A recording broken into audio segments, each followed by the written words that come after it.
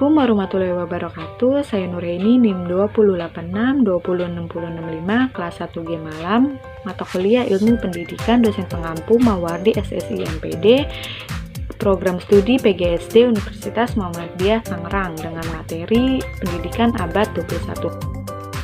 Baik, yang pertama itu ada globalisasi dan pendidikan. Globalisasi berawal dari niat-niat negara industri maju untuk menghasilkan produk-produk yang memiliki nilai tambah tinggi dengan muatan ilmu dan teknologi mutakhir.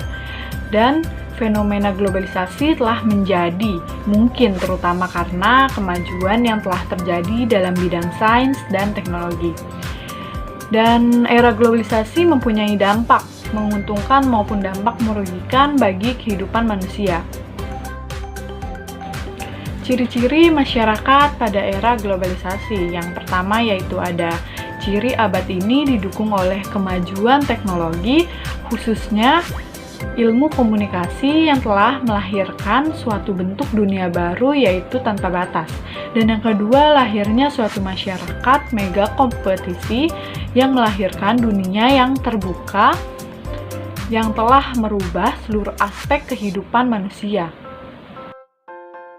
Ya, selanjutnya ada dampak dari era globalisasi, yaitu ada dampak positif dan ada dampak negatif. Dampak positif, kemajuan teknologi menyebabkan kehidupan sosial ekonomi lebih produktif, efektif, dan efisien, sehingga membuat produksi dalam negeri mampu bersaing di pasar internasional.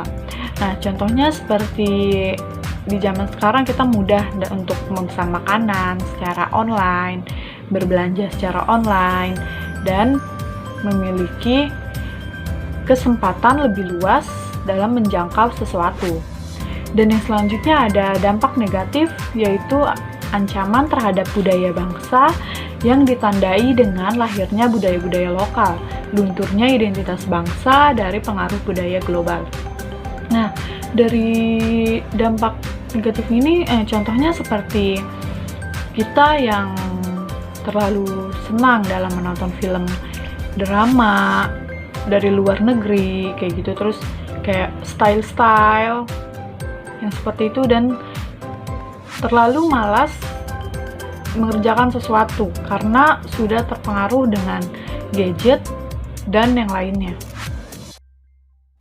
Selanjutnya, paradigma dan tujuan pendidikan nasional di abad 21, yaitu pendidikan berada di masa pengetahuan dengan percepatan peningkatan pengetahuan yang luar biasa, dan pendidikan menjadi semakin penting untuk menjamin peserta didik memiliki keterampilan belajar dan berinovasi, keterampilan menggunakan teknologi dan media informasi, serta dapat bekerja dan bertahan dengan menggunakan keterampilan untuk hidup dengan teknologi dan media massa. Konsep pendidikan nasional di abad 21. Konsep yang pertama ada keterampilan abad 21, yaitu ada life and career skill, keterampilan hidup dan berkarir. Yang kedua ada learning and innovation skill, keterampilan belajar dan berinovasi. Yang ketiga ada information, media and technology skill, keterampilan teknologi dan informasi. Dan konsep kedua yaitu pendekatan saintifik. Yang pertama ada associating, kemampuan untuk menghubungkan. Yang kedua ada observation, melihat sekeliling dengan teliti. Yang ketiga ada experimenting, mencoba dan mempraktikkan. Yang keempat ada questioning, kemampuan untuk bertanya. Dan yang kelima ada networking, menemukan sesuatu yang baru.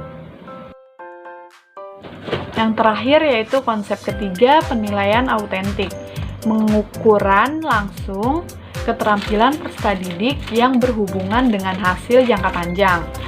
Yang kedua yaitu penilaian atas tugas-tugas yang memerlukan keterlibatan yang luas dan kinerja yang kompleks. Dan yang terakhir yaitu ada analisis proses. Dan pendidikan menurut UNESCO, yaitu UNESCO merupakan agensi dunia di bawah naungan Perserikatan Bangsa-Bangsa atau PBB, atau dalam bahasa Inggris United National atau yang disingkat biasa UN yang didirikan pada tanggal 4 November 1946 yang dibentuk oleh 43 negara. Peran UNESCO mengkampanyekan kedamaian, keamanan negara melalui pendidikan, sains, dan budaya dalam rangka meningkatkan rasa hormat universal kepada keadilan, peraturan hukum, HAM, dan kebebasan dasar. 4 pilar menurut UNESCO. Yang pertama, ada learning to know, belajar untuk tahu. Yang kedua, ada learning to be, belajar untuk menjadi diri sendiri. Dan yang ketiga, ada learning to do, belajar untuk melakukan. Dan yang terakhir, yang keempat, ada learning to live together, belajar untuk kehidupan bersama. Baik teman-teman, tidak terasa kita sudah di penghujung materi ya. Terima kasih semuanya, semoga bermanfaat. Saya Nurheni, pamit undur diri. Wassalamualaikum warahmatullahi wabarakatuh.